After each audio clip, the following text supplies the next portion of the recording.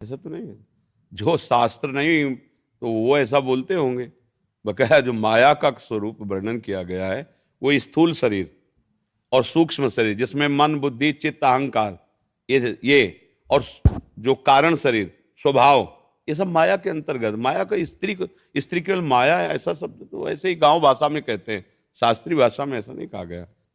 पुरुष नपुंसक नारीवा जीव चराचर कोय सर्वभाव भज कपट तज मोह पर। अगर स्त्री ही माया शास्त्रों में वर्णन होती तो मीरा जी, रत्नावती जी और बड़ी बड़ी महामहिम जो संत हुई हैं, फिर इनकी महिमा हम क्यों गाते? माया की महिमा गाएंगे क्या? सब उन संतों से कहीं कोई कम नहीं है। चाहे बच्चा संत बने, चाहे स्त्री संत बने, चाहे पुरुष, जो भजन कर रहा है वो सब महामहिम भगवान का है। माया का मतलब है जहां शास्त्र में वर्णन है, मैं और मोर तोर तय माया जे बस कीने जीव। यहां देखो स्त्री पुरुष शब्द आया है क्या? यहां मैं और मोर तोर तय माया जे बस कीने जीव निकाया। और फिर गो गोचर जहां लघु मनु जाई सो सब माया। महाराज जी एक जगह और सुनने में आता है औरत को नरक का द्वार भी कहा जाता है। महाराज जी ये कथन भी औरत को नरक का द्वार नहीं कहा जाता, औरत को भोग बुद्धि से देखना नरक का द्वार है। समझ रहे? औरत का स्वरूप जो है वो हमारी माँ भी औरत है। अगर स्त्री स्वरूप है तो माँ भी है, मेरी बहन भी है, मेरी पुत्री भी है। भगवान कह रहे, भगवान की बात समझना, त्रिविधम नरकस्येदम द्वारन नाशन मात्मनः कामा क्रोधा तथा लोभा तस्मात् दैत्यम तजेत। ये तीन नरक के द्वार हैं, काम क्रोध लोभ। इसमें ना स्त्री वर्णन है पुरुष वर्णन है। अब जहां शास्त्रों में वर्णन की तुम नरक स्वरूप देखो, किसको? सन्यासी बैरागी को। समझ रहे? तुमने सन्यास लिया, वैराग्य लिया है, अगर तुम किसी स्त्री को भोग रूप देखते हो तो तुम्हारी दुर्गति हो जाएगी। जैसे नरक से भयभीत होता है जीव, ऐसे तू भयभीत रहे, किसी स्त्री को भोग दृष्टि से मत देखना। ये तो बड़ी अच्छी बात है। हमारी माता दृष्टि होनी चाहिए, बहन दृष्टि होनी चाहिए, पुत्री दृष्टि होनी चाहिए कि भोग दृष्टि। देखो ना जो भोग दृष्टि की राक्षस लोग कैसा बर्ताव माताओं बहनों से करते हैं। भोगा मार के जला दिया, काट के फेंक दिया, ये भोग दृष्टि ही तो है। कोई ऐसा बर्ताव, तुम्हारा जैसा शरीर प्रिय है वैसे माताओं बहनों का प्रिय है, ऐसा कैसे बर्ताव कर सकता है? तो उसने भोग दृष्टि की ना, तो भोग दृष्टि की निंदा की जा रही कि तुम स्त्री को भोग्या मत मानो। ये इन्हीं से हम लोग पैदा हुए हैं, आकाश से थोड़ी पैदा हुई। यही माताएं हैं, इन्हीं से बड़े बड़े बलवान बुद्धिमान राजा महाराजा ऋषि मुनि सब इन्हीं से उपजते हैं। इनको भोग नरक का आ जाएगा तो हम सब नरक ही तो है ना, हम सब फिर नरक हुए ना, क्योंकि पैदा तो इन्हीं से हुई है ना। कोई भी महात्मा हो आकाश से थोड़ी उतरा है, माता से तो पैदा हुआ है, तो वो माता आप ही लोगों में तो होती है। किसी भी माता से, अच्छा कोई ऊपर से नीचे तक चाहे लोक में देख लो या परलोक में, जननी के सिवा, अगर भगवान नारायण तो लक्ष्मी जी बगले में है, महादेव तो अंबा जी पासे में बैठी हुई, इनके बिना सत्ता ही नहीं है। शक्ति के बिना अगर वो मात्रा ऐसे न चढ़े शक्ति की तो शिव को क्या बोलोगे? सौ। ये शक्ति ही शिव है। ऐसे ही तुम्हारे जीवन की एक साथी स्वरूप बन करके भगवान आए हैं, तुम्हें दुलार करने के लिए, तुम्हें सुख पहुंचाने के लिए। माता की तरह भोजन बना के पत्नी दुलार करती है, मित्र की तरह तुम्हें सही सलाह देकर तुम्हें सुखी करती है, सर्वस्व अपना अर्पण कर। उसको नरक कैसे? हाँ अभी बताया कि जहां शास्त्र में लिखा उनके लिए। अब तुम वैराग्य ले लिए हो, सन्यास लिए हुए हो और माताओं बहनों को गंदी दृष्टि से देखोगे तो क्या होगा? जो तुम भोग दृष्टि कर रहे हो। नहीं तो क्या शास्त्र आदेश करता है? जननी समझानो पर नारी। तुम्हें माता के समान देखना चाहिए। तुम भोग रूप देखते हो मतलब तुम स्वयं नरक के अधिकारी हो रहे हो केवल देखने मात्र से। उसका भाव समझना। अब ऐसा नहीं कि शास्त्र नारी की निंदा करते हैं, नहीं। किसी भी बहन बेटी को तुम गंदी दृष्टि से देखो, तुम्हारा सम्मान होगा क्या? दृष्टि तुम अपनी बदलो।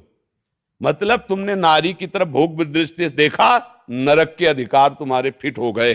नरकश नारी मतलब नारी को तुम भोग बुद्धि से देखा, तुम्हारा नरक का बिल पास हो गया है। तो बात समझनी है। अगर उसको ठीक समझ नहीं है तो आपकी बात को गलत ढंग से पेश करके वो फिर निंदा का कारण बन जाता है कि शास्त्रों में नारी की निंदा की। ऐसा नहीं है, सावधानी का वर्णन किया गया।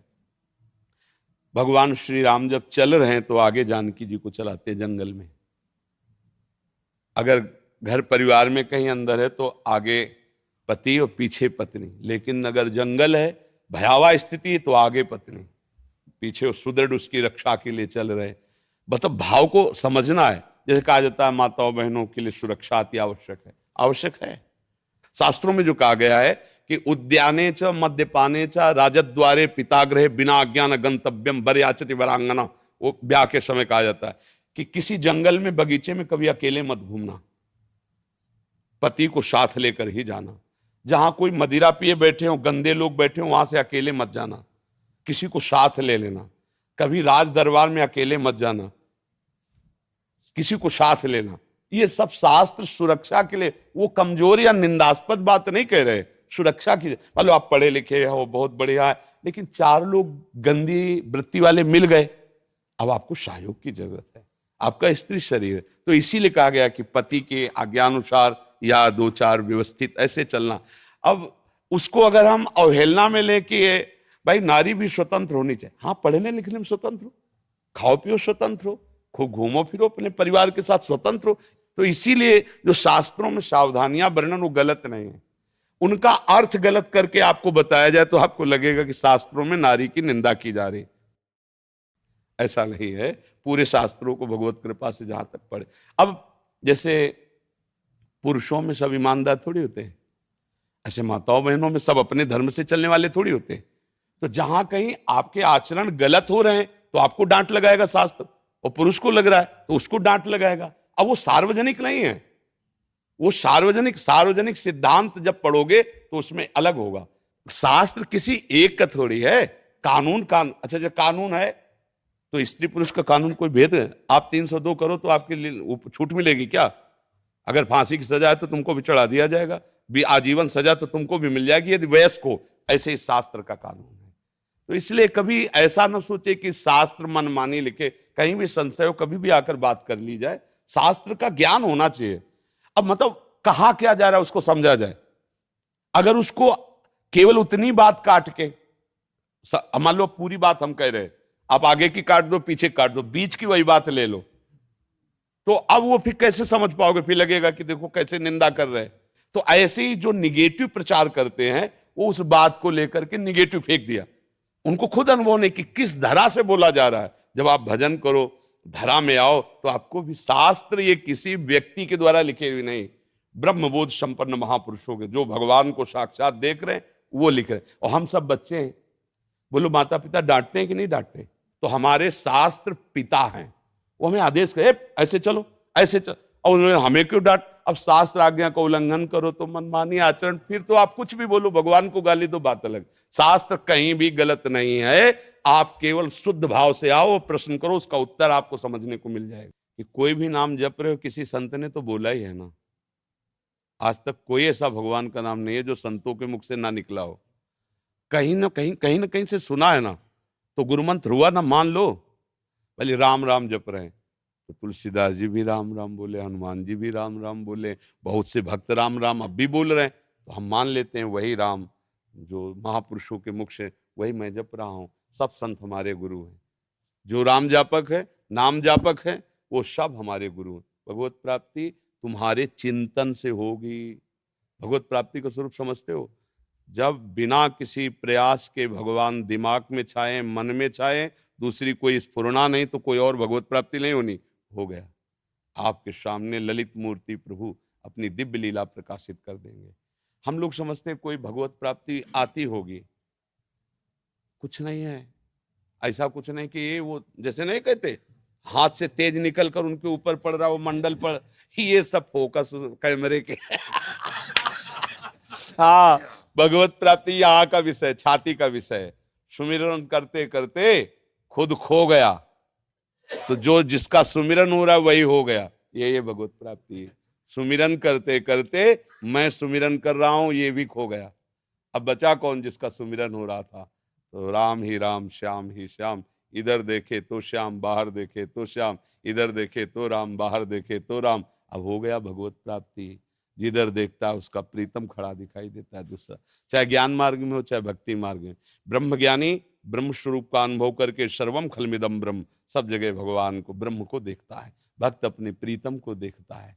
बस भगवत प्राप्ति का ऐसा कोई नहीं कि भगवान गरुड़ में चढ़ करके आ रहे हैं, वो तो एक क्षण के लिए होता है, ये कोई खास बात नहीं होती। जो भगवत प्रेमी महात्मा होते हैं इसका आदर नहीं करते कि आप आए और चले गए, जीवन भर आपकी बाट जो रहे, आए चले गए नहीं।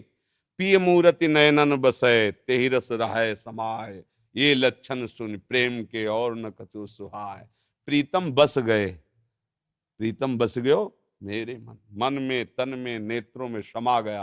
अब उसको जो सुख मिल रहा है वो किसी और साधन से नहीं, और ये केवल भजन से मिलता है। प्रेम मूल यह नाम है, प्रेमी रसिक जपत यह नाम, तो प्रेम मगन निज बन विश्राम, श्री हरिवंश जहारा है। नाम ही प्रेम को प्रकाशित करता है। राधा राधा राधा राधा, सब काम बन जाएंगे, सब पाप नष्ट हो जाएंगे, सब कामनाएं पूर्ण हो जाएंगी। पर लगो, कोई भी, हमारे सत्संग में भी कह रहे, कोई भी तुम्हारे दुख से तुम्हें बचा ले, कभी तो हमें बता देना आके। जब तक तुम भगवान का आश्रय लेकर भजन नहीं करोगे, तुम्हारे पाप नष्ट नहीं होंगे, तो ये क्रम चलता रहेगा। पुण्य से सुख आएगा और पाप से दुख आएगा, लेकिन सुख दुख दोनों दुख रूप ही हैं, दोनों दुख रूप ही है। क्योंकि इस दुखालय में जो सुख का लेबिल चढ़ के आया वो भी दुख है। भगवान बोल रहे दुखालया दुख यो नया, सुख है तो परम सुख भगवान के भजन में, भगवान के आश्रय में। नाम जप करो, तुम्हें कहीं भागने की जरूरत नहीं, किसी से आशीर्वाद मांगने की जरूरत नहीं, सारे आशीर्वाद आपके पास आ जाएंगे अपने आप। जाकर जा पर कृपा राम की हुई, ता पर कृपा करे सब। और भजन न करो, तुम सोचो हम करेंगे दुराचार, हम करेंगे मनमानी बेविचार, और कुछ लाख 2 लाख महात्मा दे देंगे, वो हमारी रक्षा कर ले, कुछ चले होले वाला। हमारी बात पक्की समझ लो। हाँ, तुम स्वयं राम राम जपो, कृष्ण कृष्ण जपो, किसी से आशीर्वाद की जरूरत नहीं, सब मिल जाएगा। विश्वास मान लो, आप विश्वास मान लो, केवल विश्वास की बात कह रहे हैं। नाम जैसा कोई मित्र नहीं, नाम जैसा कोई अंगरक्षक नहीं, नाम जैसा कोई हमारा सहायता करने वाला नहीं। और नाम नहीं है, आप ध्यान देना, द्रौपदी जी भक्त हैं, सभा में निर्वस्त्र की जा रही हैं, कोई नहीं बचा पा रहा, भगवान भी देख रहे, पर जब पुकारा हे कृष्ण द्वारिका, सब आश्रय छोड़कर यही नाथ प्रकट हो गए। यही बाजू में ही पटुका बनकर, धोती बनकर, एक भी क्षण ऐसे हटा नहीं पाया दुशासन। मेरे भगवान की भी इच्छा है कि तुम मुझे पुकारो, मुझे भजो, तभी तुम्हारा मंगल होगा। भगवान कह रहे हैं ना, मन मनाव हो मत भक्तो माद्यादि माम नमस्कुरु। ये सब बहुत चिड़चिड़ापन पैदा होता है कि लोग श्रद्धा करके संतों के पास जाते हैं, भैया पैसे लगाए, किराया और भाव करके आप आए, आप नहीं समझ रहे हो कि तुम्हारा कल्याण किससे होगा, तुम्हारा मंगल किससे होगा। सच्ची मानना, कोई किसी के कष्ट को निवारण कर सकता है तो फिर वो कभी कष्ट में पड़े ही ना। आप विचार करके देखो, जीवन हुआ है, कभी किसी को ऐसे दर्द दिया हो पता नहीं, पर भयानक दर्द है, दोनों किडनी खराब है, डायलिसिस होता है, क्या पूर्व में पाप है, जकड़ लिया है, आकर के अपना भोग भुगा रहा है। पर ये कृपा है कि इस जन्म का क्रियमाण प्रियाजू के चरणों में तो कुछ बिगाड़ नहीं पा रहा। राधा राधा राधा, जब चाहो बुला लो, जब चाहो रखो, जैसे चाहो वैसे रखो। तो अगर ये भ्रम हट जाए ना सब लोगों का कि हमारा कहीं छूछा जंतर मंतर से कुछ काम बन सकता है, तो आस्तिकता आ जाए, वास्तविक आपका कल्याण हो जाए। पर भागे घूम रहे, तेरे दरवाजे आकर महात्मा तेरे को आशीर्वाद दे के जाएंगे, केवल तू नाम जप कर, गले पड़कर आशीर्वाद दे जाएंगे, कुछ लेंगे नहीं, गले पर तू ये ले ले बेटा, मेरा आशीर्वाद ले ले, देने आएंगे। केवल मैं तुम्हें कृत्य करने आया हूं, बस जा रहा हूं, मुझे कुछ नहीं चाहिए, मैं भगवान के द्वारा प्रेरित हूं, तुम भजन करते हो, जाओ तुम्हारा मंगल हो। अब यहां करो पापाचरण और सोचो कि सेव संतरा देने से, रुपया जमा करने से दुख निवृत्ति हो जाए, भूल जाला, कुछ नहीं, ये मायाधीश की माया है, कुछ नहीं। सच्चाई पर चलो, अच्छे आचरण करो, किसी को दुख मत दो, भगवान का नाम जप करो, बाल बांका भी नहीं कर सकता कोई, गृहस्थी में हो, पदाधिकारी कोई भी हो, सब सुरक्षित रहोगे। अंगरक्षक सुरक्षित नहीं रख सकता, वो हर समय मतलब दिल फेल हो रहा है, रक्षक क्या करेगा, लेकिन नाम चल रहा है और वो रक्षा करना चाहता है तो धड़कन को कम नहीं होने देगा है हर का। अब कल डायलिसिस हुआ है, शाम को कुछ पाया नहीं, क्योंकि ऐसी स्थिति कमजोर हो जाती। अभी कुछ खाने का, अब वो तो 9 साढ़े 9 बजे श्री जी का प्रसाद मिले, लेकिन दहाड़ रहे, किससे दहाड़ रहे, श्री जी के बल से दहाड़ रहे, नाम के बल से दहाड़ रहे। नहीं तो अभी अगर हम स्वीकार करें कि हम किडनी फेलियर डायलिसिस मैन, तो अभी लो हो जाएंगे, बिल्कुल लो नहीं, तुमसे ज्यादा पावर में बैठे हैं।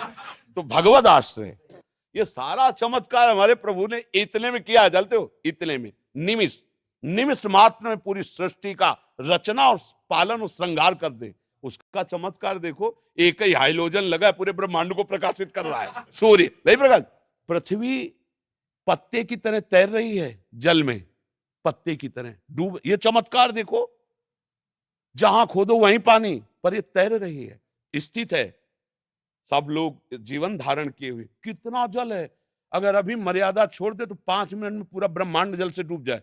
समुद्र मर्यादा छोड़ दे, अभी सब हाहाकार मच जाए। वो कितना चमत्कार किए। हम सब माथा, आंख, नाक, मुंह, सबके एक अलग अलग पहचाने जा रहे, ये चमत्कार नहीं दिखाई दे रहा है। मेरे मालिक का कितना, मालिक के चमत्कार को देखो, बंदे में जो चमत्कार आता है मालिक से ही आता है। कहां भागे घूम रहे हो, मालिक में लगो, सीधे राधा राधा राधा, कृष्ण कृष्ण कृष्ण। अगर ये बात समझ लो जो अभी बताया, तो प्रश्न का उत्तर मिल चुका है। आप पढ़ नहीं पा रहे हो, लेकिन अध्यापक के बच्चे हो, तो आपके आगे क्लास में जाने में कोई संशय नहीं है। तो आप देख लो कि आप श्री जी की हो अंदर से। बच्चापन का मतलब क्या होता है, बस आपके सिवा मेरा कोई नहीं प्रभु। तो थोड़ी बारी चूक भी वहां चूक नहीं मानी जाती, आगे बढ़ा दिया जाता है। यदि आपके अंदर ये विश्वास है कि मैं लाडली जू की हूँ, मैं प्रिया जू की हूँ, मेरे जीवन धन प्रिया जो जैसा चाहेंगे वैसा होंगी, तो आगे चलकर फिर ये बात भी खत्म हो जाएगी कि मैं भजन नहीं कर पाती, क्योंकि जिससे प्यार होता है उसी का निरंतर स्मरण आता है। प्रियाजू से जब अपनापन होगा, शरणागति हो, तो फिर भजन हम किसका करेंगे, वो अपने आप याद आएंगी, राधा राधा राधा राधा। अब ये आपको देखना है आपके हृदय की गति क्या है, साधन पक्ष पे है या आश्रय पक्ष पे है। अगर नहीं, आश्रय नहीं, तो जो करोगे वही मिलेगा। भजन करोगे उसका फल मिलेगा, बुरा कर्म करोगे उसका फल मिलेगा। आश्रय में हो, अब निर्णय में अंतर हो गया। अगर बुरा हो भी गया तो जहां 100 थप्पड़ पड़ने थे वहां ऐसे छोटी चपट लगा के निकाल देंगे। तो मारा ना हमने, प्रमाण भी देंगे कि मारा ना उसको। आप नहीं कह सकते कि पक्षपात लिया है, बहुत ऊंचा लंबा हाथ करके ऐसे चट से सब हल्ला जोर से मचाएंगे, मतलब पीट रहा है, जैसे अपने लोगों को पीट रहे हैं, किडनी खराब, पाप कर्म कोई होंगे पूर्व के, पीट रहे हैं। लेकिन कैसे पीट रहे हैं, दूर से हाथ उठा के एकदम पोले से मार रहे हैं।